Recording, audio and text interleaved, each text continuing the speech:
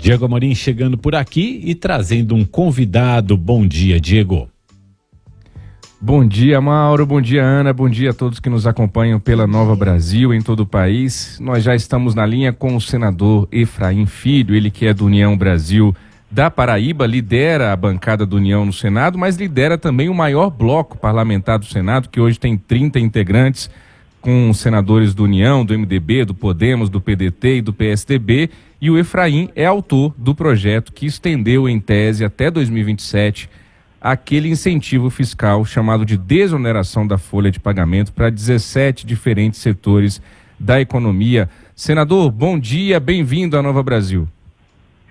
Bom dia, Diego, bom dia a todos os nossos ouvintes, internautas, aqueles que nos assistem por todas as plataformas. Uma grande alegria estar com você nessa manhã de hoje e principalmente para poder tratar da desoneração da folha de pagamento, um projeto que ganhou discussão no Brasil, né? Foi pauta hoje da agenda econômica do país, um projeto que ele traz uma mensagem muito clara, Diego, é menos impostos para quem mais emprega, né? E isso tem dado resultados, é uma política pública efetiva.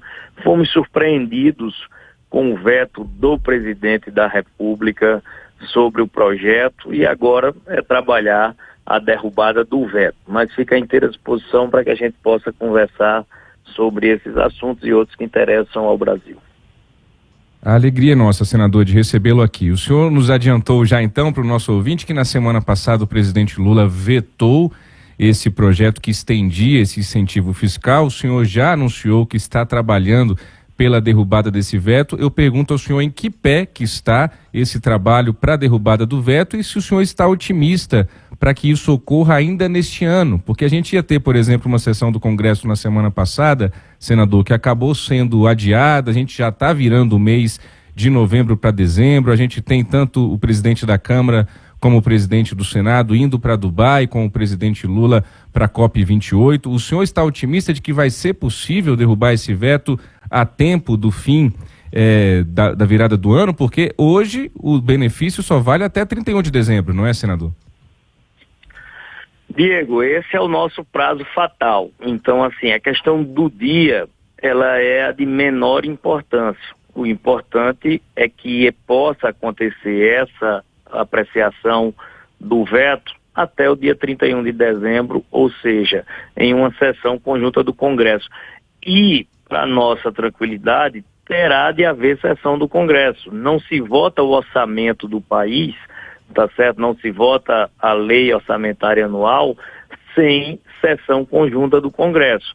Então, como há, por parte das frentes parlamentares que defendem o setor produtivo, como há um sentimento das lideranças da Câmara, do Senado, de que esse tema precisa ser apreciado, já tivemos a voz do presidente do Senado, Rodrigo Pacheco, demonstrando sensibilidade. Então, nós acreditamos sim que seja apreciado. Encontrar a melhor data é importante, até porque o veto, ele precisa ter um quórum presente na casa, né? Precisa ter um certo tempo de articulação política, engenharia política, um gasto de energia política na construção de uma maioria para derrubar o veto. É uma maioria qualificada, tem que ser uma maioria absoluta. Então, 257 votos na Câmara dos Deputados, 41 votos no Senado Federal. E por que acreditamos que esse é o nosso maior desafio, que é pautar a matéria? Porque os votos nós temos, as maiorias foram muito amplas. No Senado foi votação por unanimidade, nem votação nominal houve. Na Câmara, aonde existiu a votação nominal, foram 430 votos a favor, apenas 17 contra. Esse é um projeto de apelo social, ele dialoga com a vida real das pessoas, ele é um projeto de ganha-ganha, ele é um dos poucos projetos, talvez, no Brasil, que ele é apoiado por quem produz e pela classe trabalhadora. Ele é apoiado pelas entidades do setor produtivo e é apoiado pelos sindicatos que estiveram também lá nas audiências públicas do Senado, porque ele reduz carga tributária, se paga menos impostos para quem produz e também gera a preservação de postos de trabalho, reduzindo o custo do emprego, Diego. Senador Mauro Taliaferri aqui, muito obrigado por estar aqui com a gente. Eu queria fazer uma pergunta conceitual para o senhor. É inegável que essa desoneração contribui para a geração de empregos, mas, por outro lado, ela não gera um desequilíbrio entre outros setores que não têm esse benefício? Bom dia, Mauro. Tudo já vamos lá. Esse é o nosso sonho, Mauro. O ideal é o que se busca, é a nossa meta. Mas se não dá para buscar o ideal, que é a desoneração ampla e universal, a gente trabalha com o que é possível. O que era possível, em termos de equilíbrio, era você priorizar os setores que mais empregam. Então, os 17 setores que mais empregam estão dentro, né, desta lista daqueles que são contemplados com esse benefício, exatamente pelo diferencial deles serem muito intensivos em mão de obra. Então é onde a mão de obra, ela gera um peso diferenciado na sobrevivência da empresa, na composição do preço. Então reduzir a carga tributária sobre o emprego, sobre a folha salarial, faz com que você consiga dar sobrevivência a essas empresas. Porque se a decisão do governo prevalecer, aí vamos para o efeito causa e consequência. Qual será o resultado imediato? Porque esse nome, né, é muito técnico, desoneração da folha de pagamento. Vamos traduzir isso politicamente. O que é que significa a decisão do governo? Elevar o custo do emprego. Contratar pessoas ficará mais caro. Manter empregados ficará 20% mais caro. Vai ter muita empresa que não sobrevive a esse ajuste de contas. Ela precisará reduzir seu custo. E se o maior custo dela é exatamente a mão de obra, ela terá de demitir para poder igualar.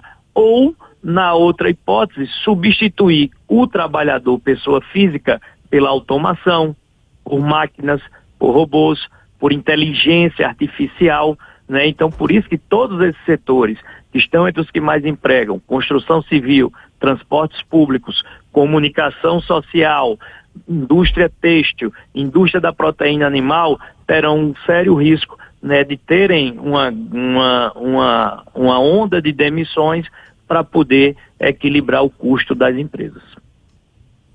Senador, toda essa discussão envolvendo a desoneração da folha, ela vem no momento em que o governo está buscando a arrecadação.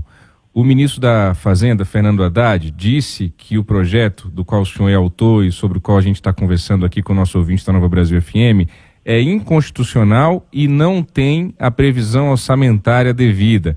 Ele chegou a dizer também nos últimos dias que não vai cair em chantagem e que, na verdade, era para contratar mais gente esse projeto com esse incentivo fiscal e, na verdade, não se contratou mais. O secretário da Receita disse que o Brasil não vai aguentar tanto incentivo fiscal. A presidente do PT, deputada federal Gleisi Hoffmann, disse em tom de ironia: as pessoas querem o déficit zero, mas parece que o mundo vai acabar quando o presidente Lula veta esse projeto. Como é que o senhor está reagindo a essas demonstrações aqui de insatisfação com a tentativa de derrubar o veto por parte do governo e do PT, senador?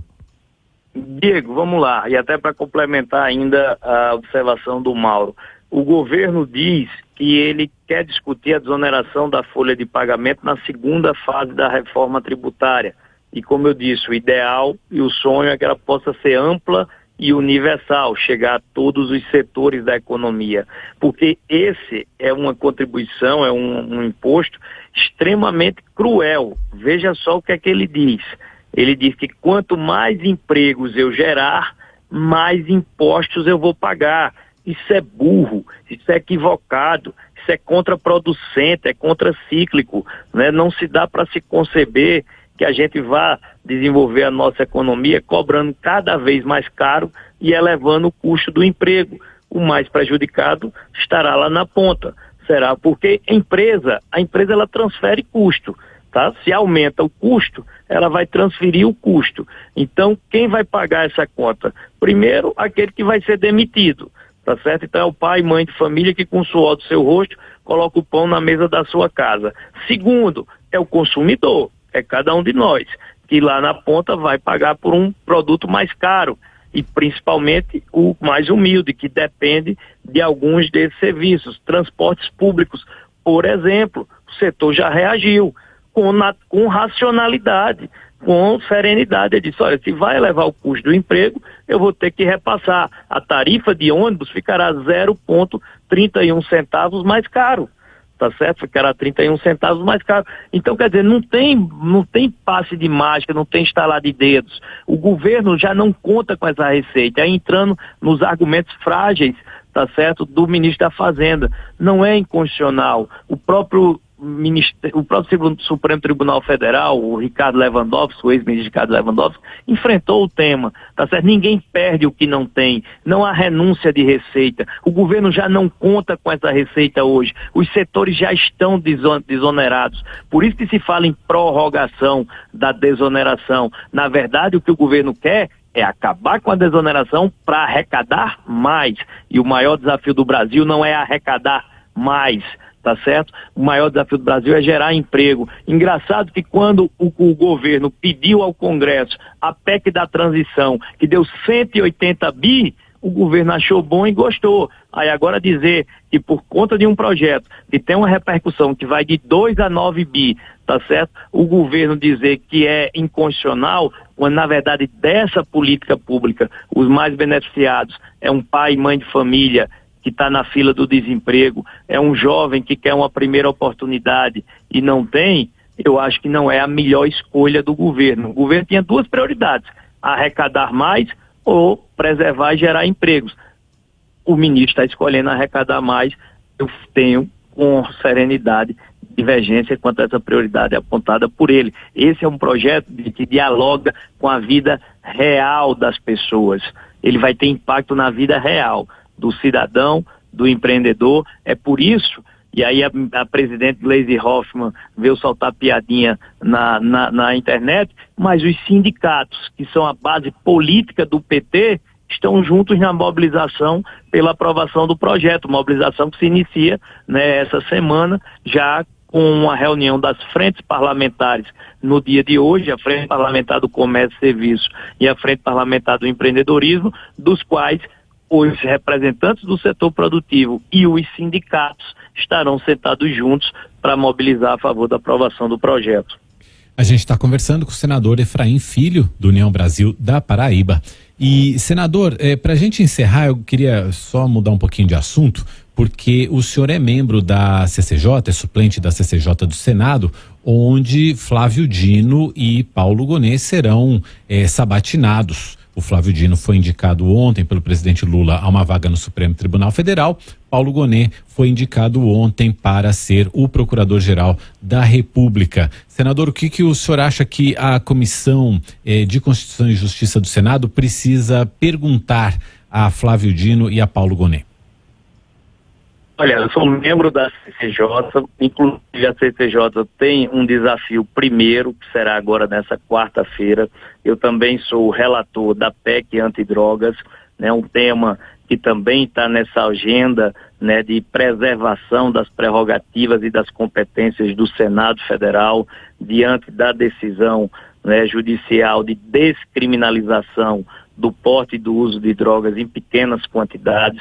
O Senado tem uma posição diferente, tem um entendimento diferente.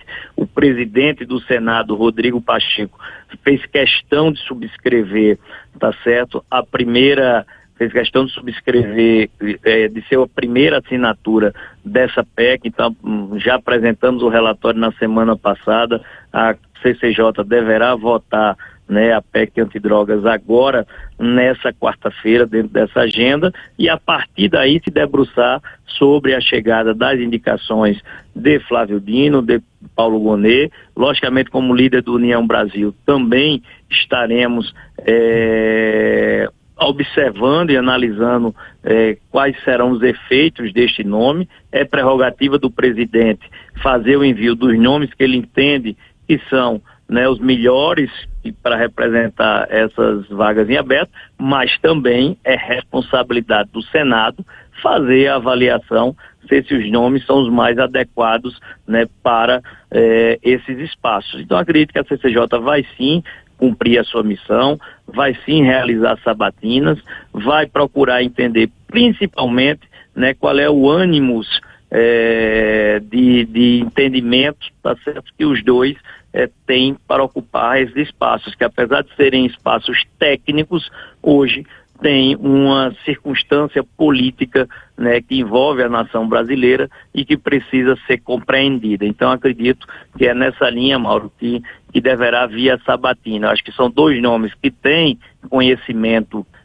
técnico, tá certo, o notório saber jurídico, mas é preciso também avançar na sabatina qual o entendimento desses dois nomes em torno da circunstância política, né, que vive a sociedade, a nação brasileira, e a relação também interpoderes, né? Eu acho que é importante também saber desses nomes, qual a compreensão deles, né, desses limites tênues, dessa linha tênue na relação e na tensão interpoderes que o Brasil vive hoje entre executivo, legislativo e judiciário. Bem rapidamente, senador, até por conta dessa sua observação, o ministro Flávio Dino, ainda estou tratando como ministro da Justiça, não como ministro do Supremo, ele teve embates fortes com parlamentares da oposição no Congresso.